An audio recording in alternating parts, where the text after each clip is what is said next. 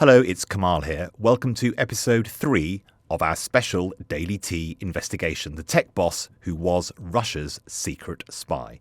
You can find episodes 1 and 2 in this feed.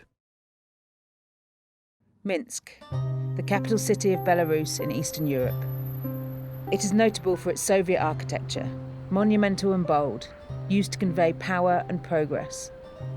The centre of the city is spotlessly clean and appears wealthy with grand landmarks. Its neighbour on the east is Russia, and there are limited border controls between the two countries. Jan Marsalek arrived at Minsk airport via his private jet at 2 minutes past midnight on June the 19th, 2020. He was soon to become the most wanted criminal in Europe.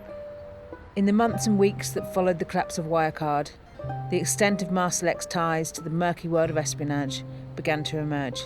One of the biggest questions for me when digging into this story is who knew what and when. After his escape, nobody heard from Jan Marsalek. Nobody knew where he was. When the Bulgarian spy ring was uncovered in London, it finally confirmed what Marsalek had been up to since his escape. I'm Hayley Dixon, special correspondent at The Telegraph, and this is the Daily Tea Investigates, the tech boss who was Russia's secret spy. Episode 3, The Defector.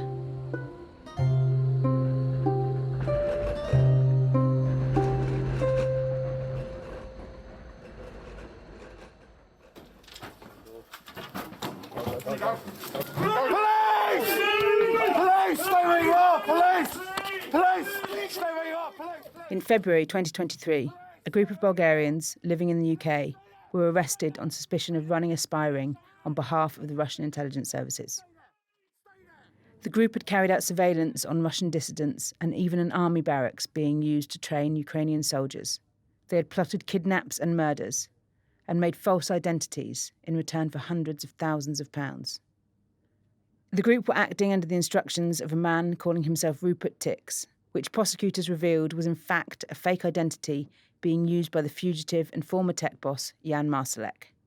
As I sat through the early court hearings, Orlin Roussev, the spy ringleader, seemed intent on playing on the confusion over the real Jan Marsalek. I managed to pick up some snippets from the pre-trial arguments. They revealed that Roussev intended to claim in his defence that Marsalek's identity was being used as a joke, that actually he was talking to agents from Mossad and Serbia's security intelligence agency, for whom he was acting as a gun for hire. This would have had two benefits. One is that neither Serbia nor Israel are enemies of the UK, and that is something that is required to make up the legal charge. And the second is that it would have protected Marsalek. Then, just weeks before the trial was due to begin, Roussev pleaded guilty. He entered his plea only after Marsalek's name was taken off the indictment. Was this trial just another lead to Marsalek that would turn out to be a dead end? Let's be clear. The prosecution case remains that it is Marsalek who is controlling Roussev from Russia. But they agreed to remove his name from the charge and replace it with the words, a Russian agent using the alias Rupert Ticz, because it doesn't make any difference to the sentence that Roussev will eventually receive. And then the case finally opened, and inside the courtroom of the Old Bailey, the press and jurors were given access to tens of thousands of messages between Marsalek and Roussev. So how did you get hold of the communication between Marsalek and the spy ring then? That's my producer, Georgia. So they've actually provided to us in court. There were these huge A3 folders which have got tens of thousands of messages in, and we were given a copy of them, or several copies of them, to share between the journalists present. It was a bit of a balancing act because the courtroom was tiny, so we had to try and fashion tables out of chairs so that we could balance these huge folders while at the same time as making notes. And over the course of more than a week, I ploughed through these messages. And it seems to me that there's really little doubt that this is Marsalek. They're talking about payments that were made at Wirecard. They're talking about access to information he got through his time at the company. There was even a cake smuggling operation so that he could get some sachetort, which is this Viennese speciality, sent to his new home in Moscow. And what do these thousands of messages reveal about Marsalek and his new life? Well, they were quite odd because sometimes they read like a conversation between two teenage boys who were actually playing at being spies. Rousev's calling himself Jackie Chan as a code name, and they use success code words like Elvis has left the building. They even discuss using a high-powered telescope to watch women undressing. Marsalek saying things like the plan was sexy or cool, and they were peppered with stickers and emojis. In one plot, they discuss ways in which they're going to kidnap or kill Roman Dobrokotov. He's the editor of Russian media site The Insider, and he's fled his homeland in fear for his life, and he's living in Britain. And if you read the messages, it sounds more like a fantasy novel than the serious plans of two Russian agents. The following text messages, sent between Marsalek and the spy ringleader Orlin Roussev, have been voiced by actors. I still have 150 grams of rice in which we can use. Or we buy the frog stuff. 150 grams is way too much. Besides, from the historical past. Last time the Soviets tried rising in Paris, back in the 80s, did not go well. Yes, I know, but it's always good to have something on stock in case I need to wipe out a country. We have to do some investigation and identify his habits, etc. I suggest we finish the Kazakhstan operation, then we dedicate the best of the Montenegro team to spend 1 month, November, December, looking at him closely. And we plan his accident. Have you seen the Killer Elite movie? Sounds like a plan. Movie, yes, a while ago. Which part inspires you? As this guy is settling in his new country, he will need 1-2 months to get to some basic life and routine. Also, the period approaching the Christmas holidays, despite dark winter coming over Europe, will make him more active, socially, etc. Make it easier for us to home on target. 1. Shower accident. 2. The car with truck head-on collision. Cold winter, less showers.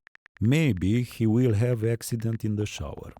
If there will be electricity shortages on the street, that will be very helpful. Also, good questions about the public CCTV cameras. How many will work? And how many will have functional, reliable UPS systems? I fear it's not dramatic enough. We need something of symbolic value. Maybe to burn him alive on the street, spray him with some super strong acid, VX, like the North Koreans, or the ricin. The frog stuff is also cool. Shower accident won't discourage others. It must create a dramatic story. Well, I have an idea. The Israelis tried in 2006 to poison one of the Hamas leaders in Jordan. They had a can of Coca-Cola filled with the VX agent derivative. So one of the guys, who had obviously had the antidote, moved alongside him outside the restaurant and opened his can of Coke, which natively sprayed in the face of the target, and he was poisoned. The Hamas leader was ill the next day and about to die when it was announced in the news.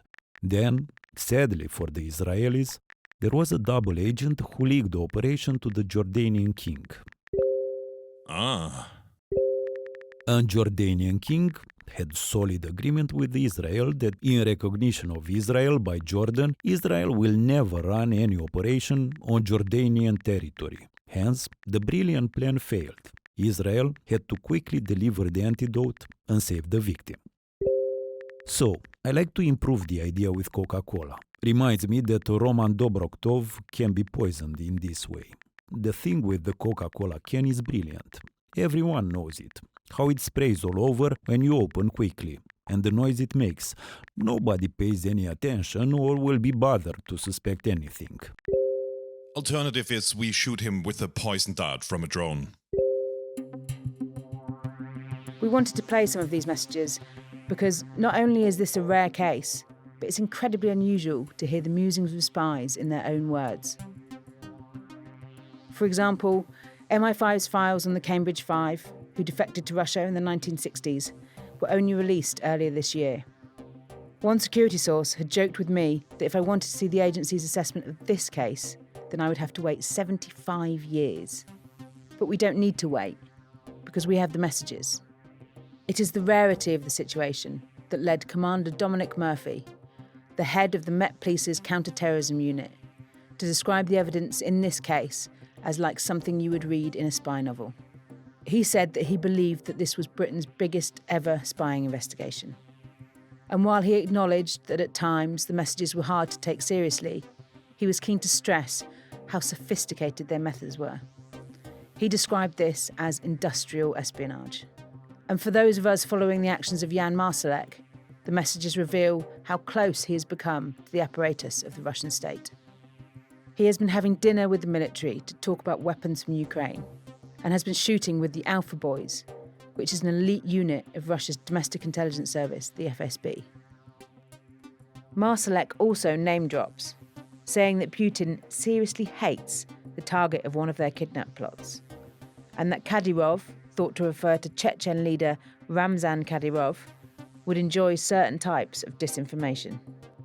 He's talking like he knows these people, and there have been claims that he met with Kadyrov while he was still at Wirecard. But would it be normal for somebody to be working for those different agencies? There are really three Russian intelligence services operating abroad. Mark Galeotti is an expert in Russian security and intelligence. What's still largely known by its old acronym of GRU, military intelligence, the FSB, which was the sort of internal security agency that is then moved abroad, and then the SVR, the foreign intelligence service, the sort of Russian equivalent of MI6. Marsalek talks about doing jobs for both the FSB and the GRU, and refers constantly to we and us when talking about state operations. In the past, these were often involved in cannibalistic competition amongst themselves. And you wouldn't be working for multiples.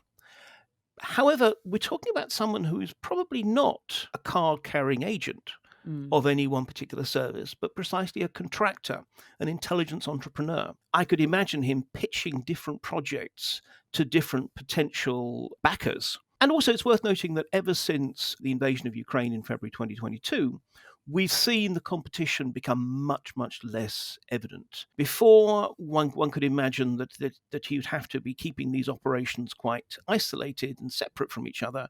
But since February 2022, it becomes much easier to operate across the spectrum of Russian intelligence services.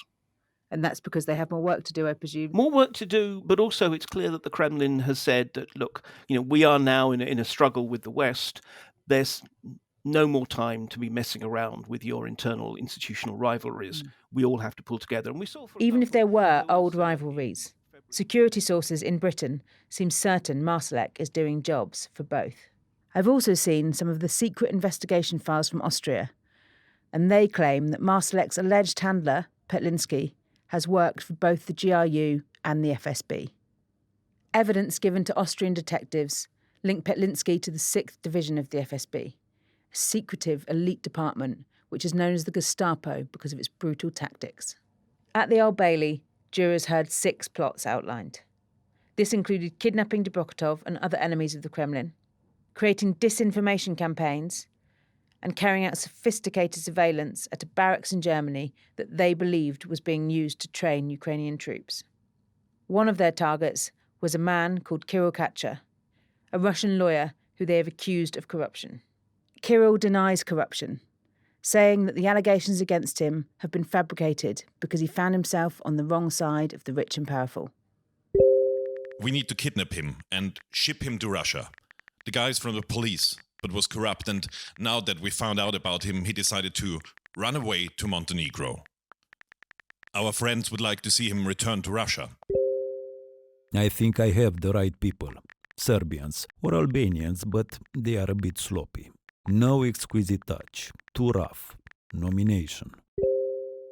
We don't mind if he dies by accident, but better if he manages to find his way to Moscow.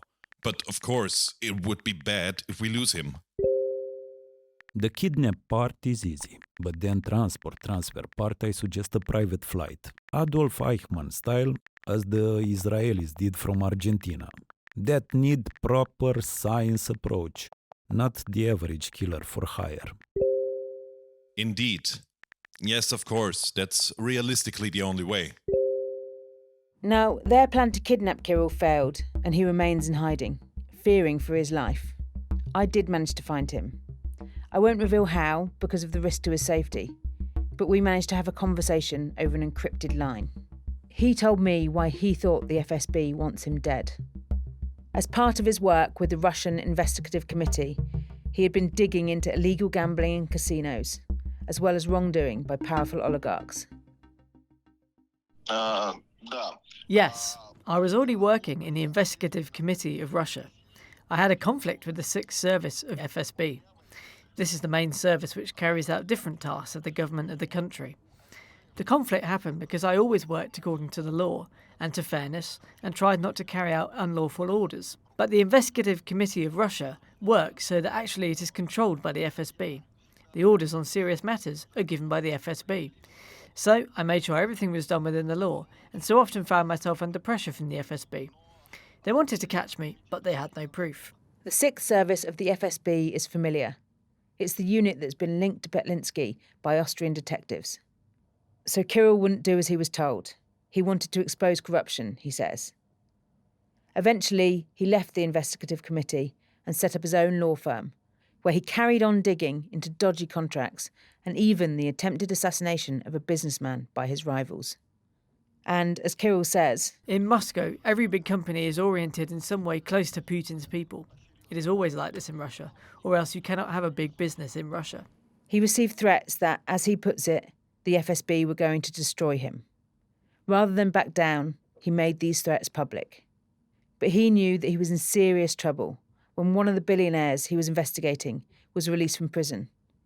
He believes on Putin's direct orders. Furthermore, at the beginning of February 2021, I left Russia because of the coming threats, as I knew there were serious threats and I would either be killed or there would be a criminal case fabricated against me because threats were coming. And so at the beginning of February 2021, I left Russia. And just 4 months later, Marsalek tasked his Bulgarians with finding him in Montenegro. Kirill knew he was being watched and even fled. Yes, in 2021. I will simply explain because it is all linked. It was not just one day that spies were watching me. In 2021, when I left and was in the United Arab Emirates and in Montenegro, my close friends, I want to highlight that I studied at Moscow State University and the State Service Academy and then worked in the Investigative Committee of Russia. I have many friends. My close friends told me that the FSB was hunting me all over the world, either directly or through someone else, that I will either be killed or kidnapped and brought into Moscow. I received these threats in 2021, 2022, 2023 and 2024. There were different groups that wanted to carry out these threats. One of the main reasons that he was targeted was because of a run-in with oligarchs who have the support of Putin and his allies, Kirill says. In one case, he had represented an oligarch who had been the victim of an assassination plot, leading to the imprisonment of 3 of his rivals. But Kirill says that, as so often happens in Russia, he found himself on the wrong side. The accused oligarchs were released from prison, and he found himself embroiled in accusations that he had used false allegations to extort one of the country's biggest ever bribes. Accusations that he says are totally false. And so, I was told that I would be killed. The second motive is that I was involved in social political activities. I and like-minded people, more than 50,000 people, signed an ultimatum to Putin on several issues. This was the second reason why I'm being hunted. How did that make him feel? Firstly, I'd like to say, and I might repeat myself, that I'm not easy to scare. I knew that the truth and the law was on my side, and I was vigilant about my safety. I was very vigilant about my safety, especially since I have my own services that deal with my safety, and so I had safeguards and so on who kept me safe. Obviously, the best person to keep me safe was me, myself. I was extremely careful.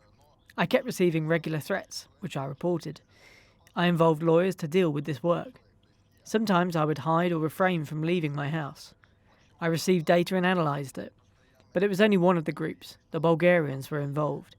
They did it with someone else's hands. That's what the FSB does, the fifth service of the FSB. Earlier I mentioned the sixth service of the FSB, and this is the fifth service. The latter deals with international issues, and they find agents in foreign countries, which are sent to carry out criminal jobs to prevent being linked to them.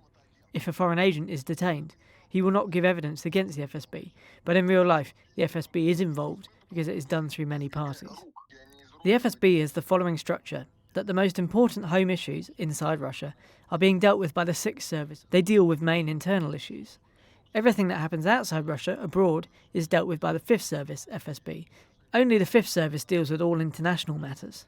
Why is it dangerous? Because they have agents in every country. The people who are recruited through consulates, diplomatic institutions, and business companies. They have many agents in every country. They either act directly through the existing agents or get them to recruit new agents, as it was in the case with the Bulgarian spies. At least that's what I think. To do it with others' hands, the Fifth Service of FSB is responsible for all international operations.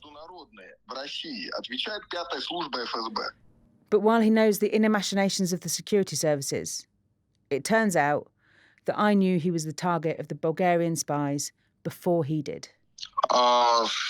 Listen, I'll explain it now. I got lots of information saying that they wanted to kill me, and they were watching me. Then in autumn, to be more precise in November, I read in newspapers that so-called Bulgarian spies were captured. One of their targets was I. I understood that it all fits well together. I had lots of data only on these spies, and so I see myself as one of the victims based on the media information. And in any case, the truth needs to be revealed, and the law restored. I told my lawyers, my international solicitors, to file a request to the UK's responsible body that I would like to make a statement about it.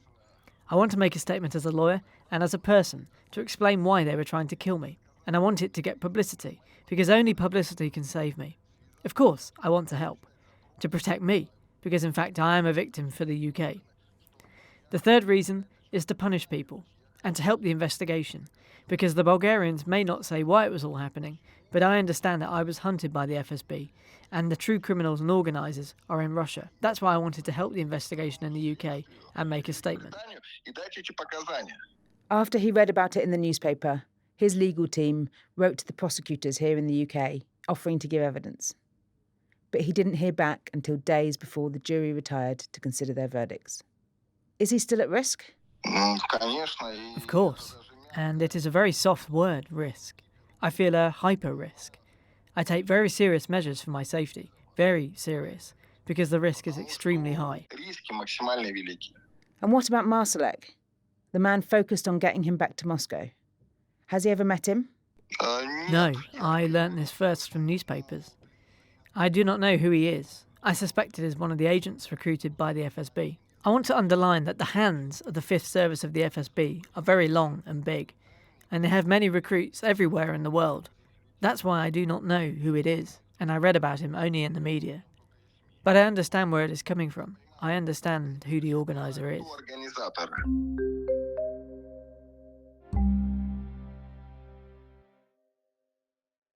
Back in the courtroom, we heard detailed descriptions of the surveillance against Kirill Katcher. Some of it is quite sophisticated. They even managed to track his phone. And this was another theme of Marsalek's spy cell. They had the resources and access to an incredible level of data, including flight manifests and the ability to see what seat their target had booked so that they could book the seat next to them. Roussev, the Bulgarian spy ringleader, boasted repeatedly about how many high-tech gadgets he had in his Indiana Jones warehouse, which actually referred to a rundown guest house in Great Yarmouth, which he was using to house the spy ring's equipment. This equipment included things like spy ties and cameras hidden in pens and Coke bottles. They had a device for printing ID cards and hundreds of fake IDs. They also had an IMSI grabber, which is something that is normally used by the police.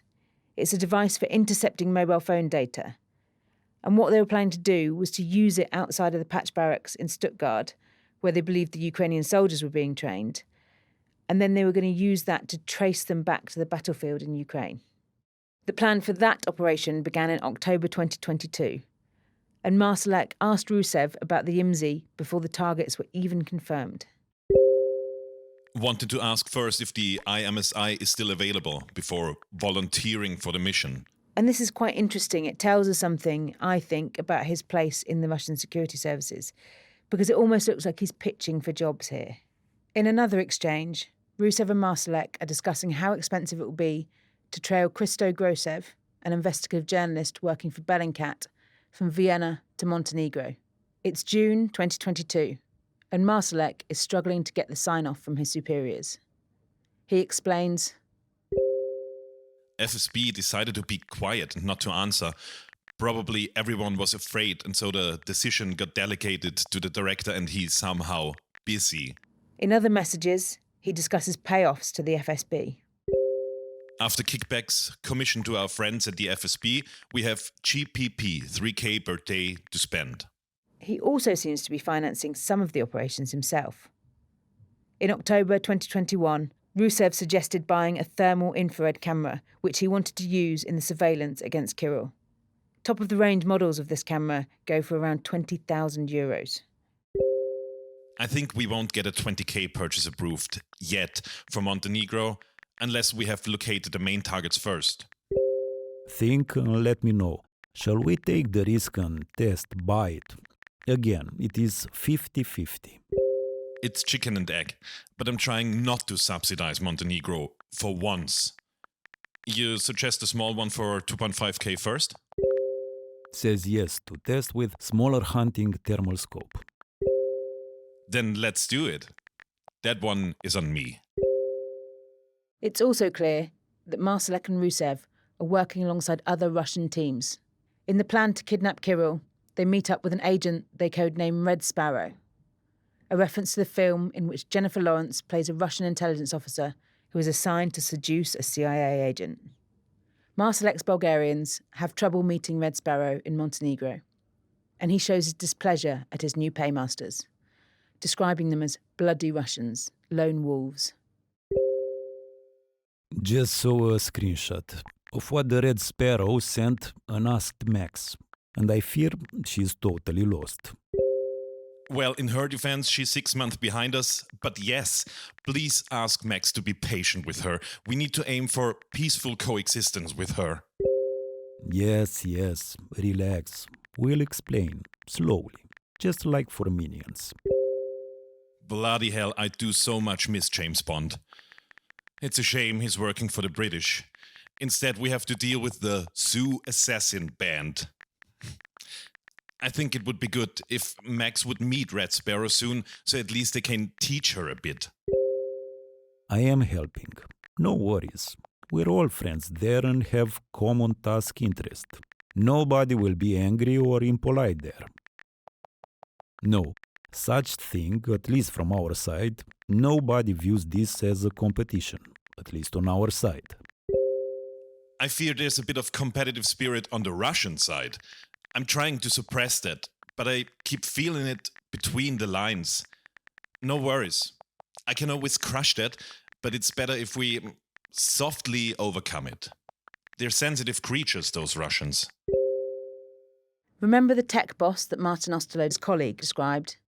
I really envied him for the way that he was able to charm people. He did have a certain aura about him, a certain energy, which was extremely addictive. That confidence, that charm that could get him out of any situation.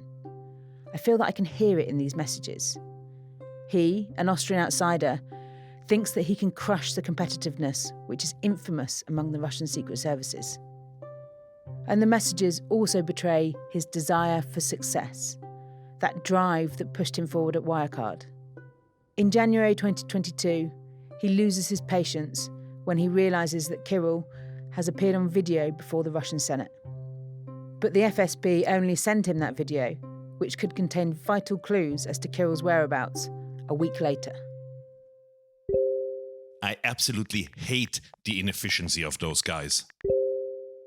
Not with that sense of urgency. At least we now have a very up-to-date animated picture of him. Probably files a paper report on the 18th. I honestly feel very sorry for you. You have to deal with those amazing and efficient people. This is mental torture. Thank you, sir. It's eye-opening to see how this stuff actually works from the inside. The tricky part here is that after all that, on some level something works, sort of. I wonder how all that system avoids total disaster. Pure Harry Potter magic. Gladly, the terrorists are even worse. There is that confidence again. With no background in intelligence, Marsalek seems to be suggesting that he is the one holding it all together. So many people have told me over the course of the last year that Marsalek wanted to be James Bond. And now, in Moscow, he thinks that he is. Listen to this exchange about a target that he claims that they were instrumental in capturing. Sir, good news. 6 hours ago, a Black Ops team kidnapped the boss of the guys we were watching in Montenegro in the big white tower in the city center. He will arrive tomorrow in Moscow. Russia sends you its love. Ahmad Power. They caught him because he wanted to see his child for the start of the school year. We were hunting him for 5 years. Very happy we could contribute something to the ultimate goal. Apparently, it was like in the movies. They came into the flight and told him he has the choice to come with them without a fight, or they shoot him in front of his daughter. Now I'm really motivated to plan for Roman Dobrokhtov. When he was at Wirecard, Marsalek was boasting about how important they were to the German economy. And now, in Moscow, he is boasting about how important his team is to the Russian secret services. In general, our team has renewed and increased hero status now, despite the small delays on our drone shipment and another small fuck-up we had last week. Nothing to do with you. We literally lost one guy and caught him 15 meters from the Polish border. Very cool. Official answer, super secret spy shit. Unofficial answer, by accident we had a GRU recon team in the area and they stopped him without knowing who he was. It was 100% pure luck. The idiot used a major smuggling route to escape and hence ran into our team, which was looking for infiltrators. It was a ridiculous amount of luck to catch this guy. One of the things that surprised me when I first started investigating Jan Marsalek, more than a year ago, was how he had fingers in so many pies. I found it exhausting thinking about how many things he was juggling. Running a company, spying for the Kremlin, schmoozing other intelligence agencies, and allegedly carrying out and concealing a multi-billion-dollar fraud. And when I read these messages between Marsalek and Roussev, I thought the same thing. He is planning kidnap operations, complex disinformation campaigns. He is working for the GRU and the FSB, and he is talking about ways to improve the tech for Russian troops on the battlefield in Ukraine. And then, suddenly, as you're reading these messages, one of them just casually drops in a comment about a secret supply of drones to China. Chatting with our Chinese friends, they are asking if we can sell them some captured Ukraine-American Switchblade drones.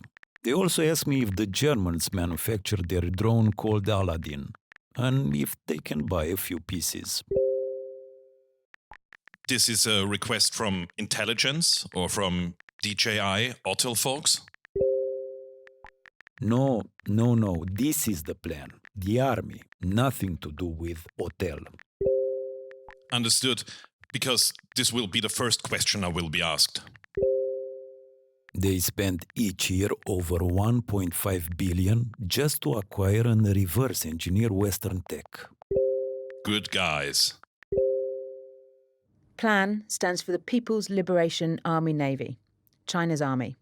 There have been whispers throughout the Ukraine war of secret drone supplies between the two countries, but they've always been denied by the leading Communist Party. Yet here is Jan Marsalek, fugitive tech boss, at the centre of a supply of weaponry that would evade the sanctions imposed by the West. In June 2022, Marsalek says that he'll get the cash to buy 4 to 5 drones from China on Friday. Also, in the next 2 to 3 weeks, we're supposed to get an impressive amount of money approved for the Sino-Russian drone project. However, nobody could tell me what an impressive amount of money is supposed to be. Apparently, the debate is about who the designated Russian industrial partner will be, aka who will steal half the budget. Is this normal practice? Wouldn't the army be buying their own drones? We asked Mark Galeotti, the expert in Russian security. There is a lot of back-channel sort of grey market business to get around sanctions, because at the moment the Chinese, because they don't want to be too directly involved in this, they are supplying the Russians with so-called dual-use technologies. So trucks, for example, that are civilian but can be used in military use, but not actual weapons. And those cases that have been alleged of actual Chinese weapons turning up in the battlefield absolutely have been smuggled through third-party countries to allow the Chinese to say how they were shocked to discover that their weapons ended up in Ukraine. That said, though, again, to me, this sounded more like the entrepreneur pitching for business. And to be honest, he's not an obvious person to be able to handle large-scale transfers from China to Russia. He doesn't have strong connections in, for example, a neighboring country that can be used as a conduit, say Mongolia or Kazakhstan or whatever. It's one thing to actually, let's say, buy a switchblade loitering munition and smuggle that to Beijing, a single piece of kit, which of course Beijing would indeed be delighted to have. Mm-hmm. But a larger sustained supply of drones, I'd imagine there are other people who could do that job much better. Mm-hmm. But the point is, again, this is the nature of an entrepreneur. You throw out a whole bunch of ideas, knowing full well that many of them probably will never be picked up, but for that one that makes you your next million or whatever. How can one man be juggling so many things? And the 6 plots outlined in the Old Bailey are just the tip of the iceberg. Investigations in Austria show that there were other plots. And according to Marsalek, he still has contacts in the secret services there. In one exchange, he passes on complex information in a murder case that he says that he gleaned from his Austrian contacts, who in turn had gotten it from their trusted partners in the CIA. Another back channel to Russia of Western intelligence. So these messages show that, at least on his own account, since he has been on the run, Marsalek still has contacts in Western intelligence. And that is what worries Austrian MP David Storgmüller, who has been investigating just how deep the corruption in his country goes. That makes me a little bit, scare me a little bit. Yeah. So Jan Marsalek is just a symbol or just a guy who is in Moscow, but the spies are here, the guys are here, and they're still in power, and they're still anywhere in the network, and we have to find them. And that's very quick because the political situation at the moment makes it not very easy. So since July 2020, Marsalek has been one of the world's most wanted men. But that hasn't stopped him continuing to live out his James Bond dream.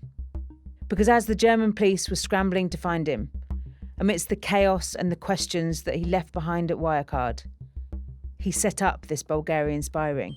We can report details of Marsalek's extraordinary double life for the first time after 3 Bulgarians, Katrin Ivanova, Vanya Gabarova, and Timur Ivanchev, were found guilty of conspiracy to spy for Russia at the Old Bailey.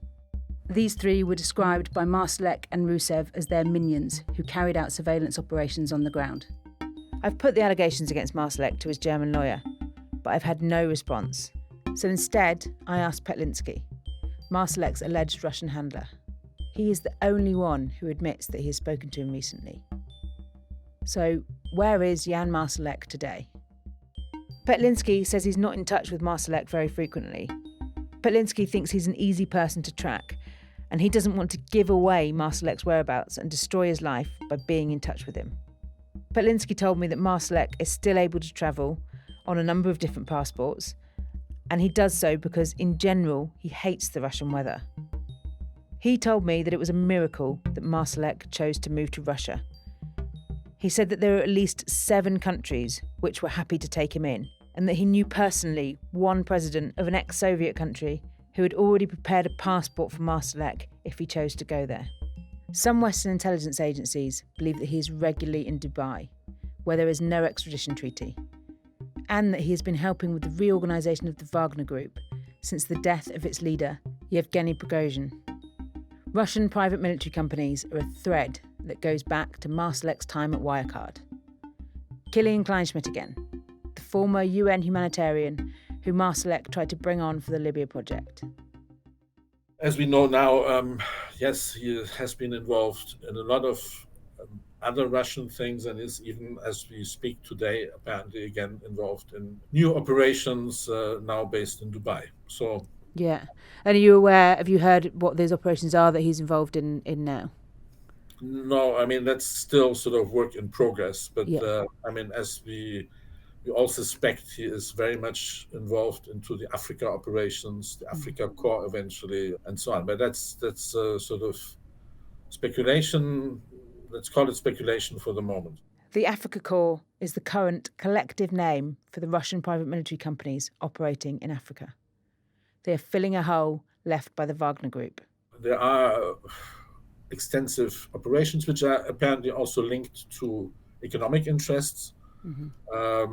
There seemed to be a very close connection to the gold trading from these conflict zones. Yeah. And so on. So this would be all things which I suspect somebody like Jan would love. Can Marsalek really be travelling the world still if he is one of Europe's most wanted men?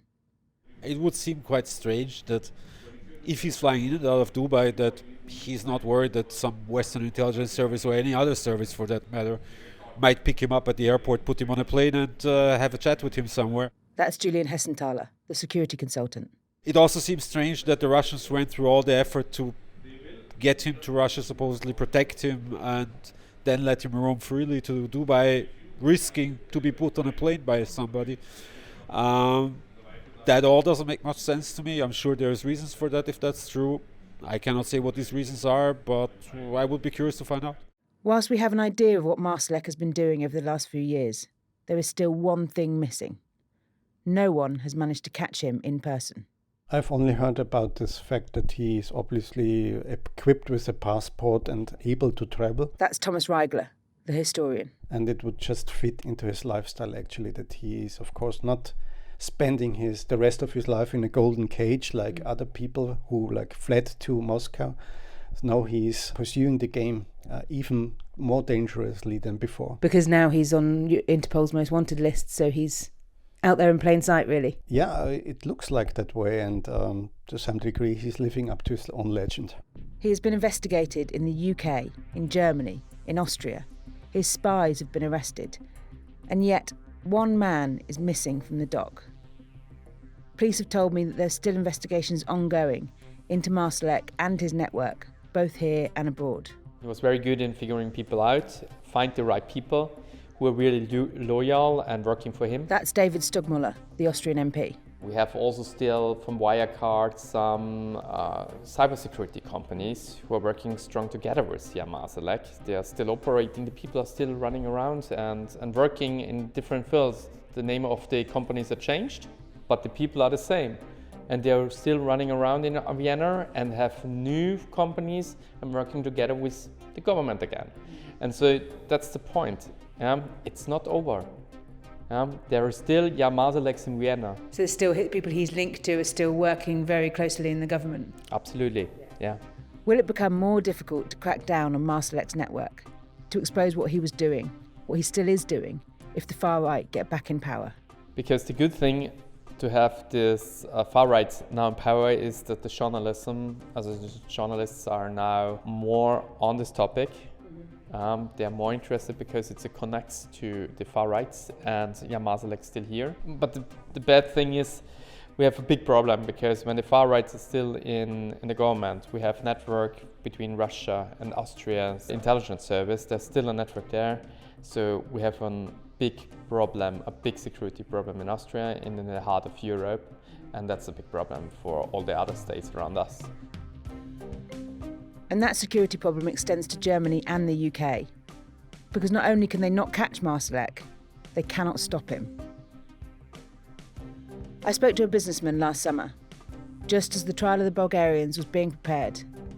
He had worked with Marsalek, and he told me that I won't be here long. We've been told very specifically by the intelligence services of this country that we're at risk and that we are being monitored 24/7.